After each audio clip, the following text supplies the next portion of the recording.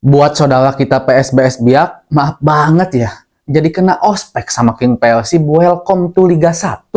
Mungkin butuh bertahan 3 atau 5 musim dulu dah di Liga 1 biar bisa ngalahin King Persib gitu. Aduh, maaf agak sombong sedikit bobotoh ah. Mari kita bahas dari sudut pandang penikmat sepak bola, bukan pengamat sepak bola. Dari Sabang sampai Merauke, kita bersaudara. Bobotoh sealam dunia dimanapun kalian berada, sebelumnya seperti biasa saya doakan terlebih dahulu Bobotoh mudah-mudahan selalu diberikan kesehatan dan juga diberikan kelancaran dalam mencari rezeki yang halalan dan thayyiban, amin ya Allah ya rabbal alamin. Anu nonton Persib di bumi wilujeng gerak bobo nyenyak, anu nonton ke stadion mudah-mudahan dipasihan kasalamatan dugikeun ka bumi na masing-masing, amin. Nah Bobotoh, ya sebenarnya cukup mengejutkan juga sih ketika melihat perlawanan PSBS Biak ya, karena bisa dibilang cukup merepotkan bagi Persib Bandung walaupun tidak terlalu tegang karena ya inilah Persib dengan DNA Real Madridnya sekarang gitu kan, dimana Persib itu selalu terlihat seperti bermain jelek, seperti ya karena tidak terlalu banyak menguasai bola. Persib juga selalu lebih memilih untuk low block di belakang untuk bertahan gitu kan, dan sesekali memanfaatkan serangan balik. Dan ini juga sebenarnya udah diucapkan oleh Coach Bojan Hodak, mengeluarkan statement kalau katanya Persib Bandung itu jago transisi. Bagi Bojan Hodak nggak seperti itu juga. Strategi kita setiap kali bermain adalah menang. Toh mau pakai transisi ke, mau hasil dari corner kick itu nggak jadi masalah. Cuman kenapa Persib sekarang jago transisi? Ya karena kita memiliki pemain-pemain yang memang mendukung untuk Persib jago transisi. Dan terlihat kembali beberapa kali sesuai dengan prediksi kita, udah dibahas di konten saya yang sebelumnya, kalau Persib DNA-nya akan tetap bermain seperti ini. Kenapa? Yang pertama karena Persib masih didominasi oleh pemain-pemain yang kemarin membawa juara, dan ketika melihat di Piala Presiden pun tipe permainannya seperti ini. Walaupun tipe permainan seperti Persib ini udah lama sekali dipakai, tapi tetap para lawan-lawan Persib itu susah banget buat ngalahin King Persib gitu kan.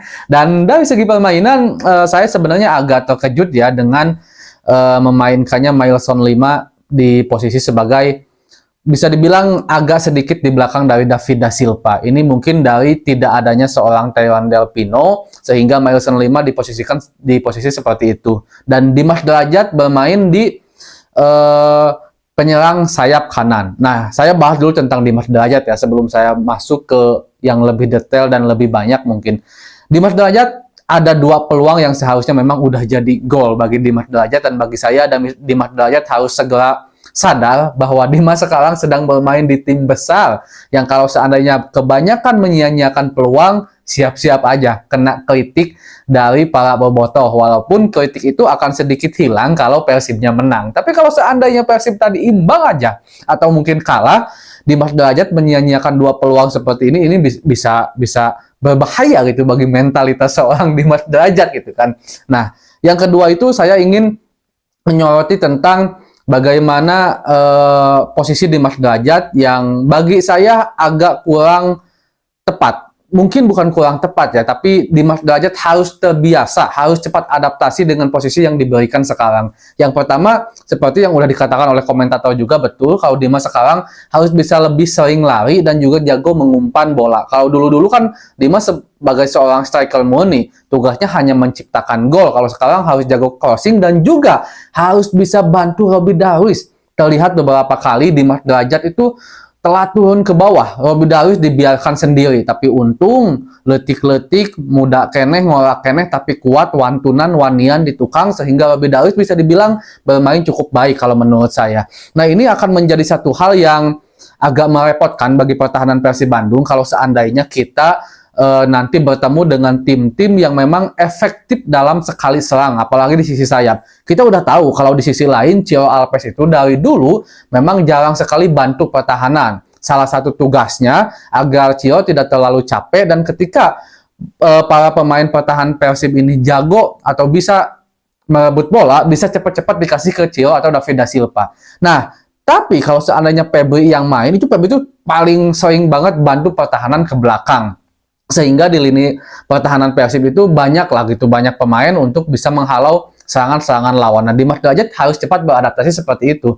Dimas harus bisa menyesuaikan kapan harus bertahan dan kapan harus menyerang. Jangan terlalu lama diam di depan. Tapi secara overall bermain bagus. Gustavo Polanco kumaha bobotoh anu dipiwarang out ketika pramusim kemarin di Piala Presiden kumaha ya. Mainnya bagus banget, disiplin banget, tidak terburu-buru. Pokoknya mah pas pisan lah untuk mengimbangi seorang Nick Weaver. Kevin Ray Mendoza seperti yang saya sempat bahas ini dari musim lalu, kalau Kevin ini ya setiap pemain memiliki kelebihan dan kekurangannya masing-masing ya. Tapi Kevin bagi saya kurangnya adalah dia itu selalu agak ragu untuk keluar dari kotak penalti untuk menyambut bola. Ketika bola-bola crossing itu saya amati dari semenjak musim kemarin. Tapi secara overall memang Kevin refleksnya bagus, dia dalam mengalirkan bola juga lebih bagus dari Teja bahkan. Tapi ya itu dia kekurangannya seperti itu. Bahkan gol pun yang terjadi ke Persib bagi saya karena Kevin tidak keluar untuk memotong bola. Bahkan gol kedua PSBS Biak yang walaupun bola itu udah keluar kan tidak dinyatakan gol, itu juga Kevin ragu, udah ke depan mundur lagi ke belakang. Nick tampil cukup bagus. Edo juga cukup terkejut saya. Lebih memilih Edo dibandingkan Rejaldi Hanusa, tapi permainannya oke. Robby Darwish oke juga dan lini tengah. Kang Haji, El Maestro, El Capitano, pemain keturunan asal Sumedang Deddy Kusnandar. Keren banget. Udahlah, Kang Deddy teh makin kolot teh kalau makin halus, makin matang permainannya, beberapa kali melakukan umpan-umpan kunci ke depan yang membuat sebuah serangan, bahkan beberapa kali tercipta sebuah gol, dan juga menjadi orang pertama yang selalu berusaha untuk mematahkan serangan-serangan lawan. Kang Deddy Kusnandar oke lah, bagi saya belum ada penggantinya yang benar-benar sepadan untuk mendekati Deddy ya. Tapi kalau seandainya agak di bawah Deddy sedikit, Matteo Cortijan atau juga Rahmat Irianto udah cukup oke sih.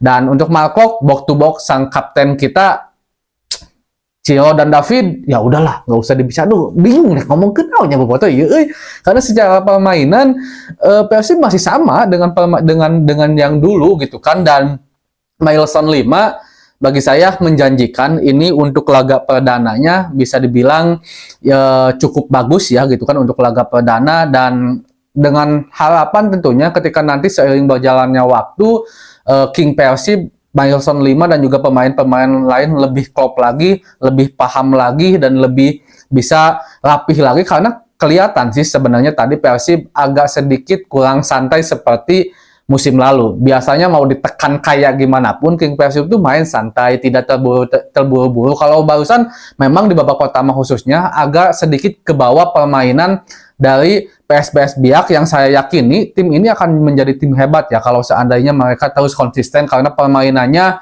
bagi saya cukup rapih dan juga didukung oleh kualitas pemain-pemain asingnya yang madep-madep asli. Ini udah pernah bahas saya sebelumnya, walaupun pemain asingnya bagus tapi kalau kerjasamanya jelek ya seperti ini hasilnya. Cuman bagi saya PSBS Biak bisa lah menjadi lebih hebat ke depannya. Tapi intinya bobotoh saya nggak banyak bicara, bingung oke ngomong naon, karena saya yakin bobotoh melihatlah King Persib barusan seperti apa. Intinya bisa bismillah back to back juara, konsisten, dan tentunya Asia. Kita harus tatap Asia juga. Dan Bojan Hodak kelihatan sangat ngeunaheun ngasupkeun pemain teh ala halus kabeh gitu kan, dan efektif banget. Assalamualaikum.